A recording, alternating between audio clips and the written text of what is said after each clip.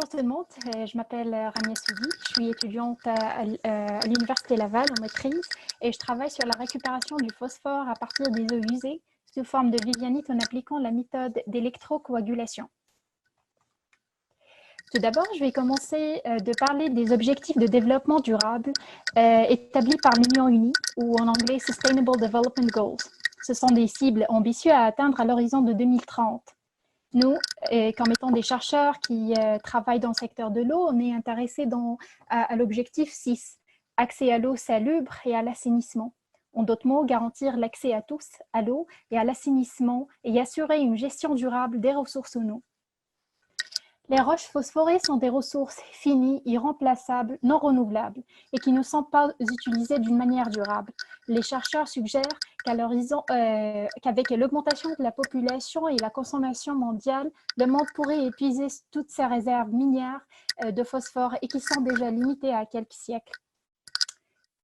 Comme on sait tous que le phosphore peut causer des problèmes environnementaux sévères lorsqu'il se rend en milieu aquatique, en provoquant l'eutrophisation et la toxicité. Mais il est à la fois un nutriment essentiel pour chaque organisme sur la Terre. En effet, 80% de tous les phosphores extraits des ressources minières sont utilisés dans l'agriculture comme des fertilisants de phosphate. De ce point de vue, on admet que le phosphore est crucial et bénéfique pour l'homme.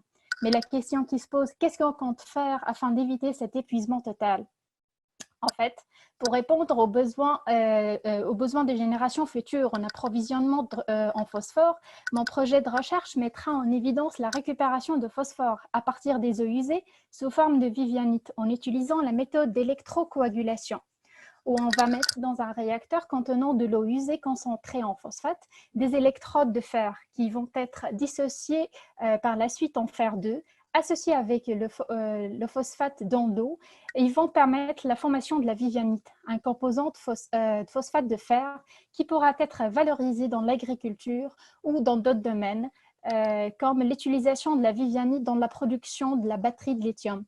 En première partie, j'ai commencé l'étape de la modélisation afin de déterminer les conditions optimales et les facteurs influençant la précipitation et la formation de la vivianite. Et après, en deuxième étape, je vais commencer la partie expérimentale afin de voir et investiguer son formation en vie réelle.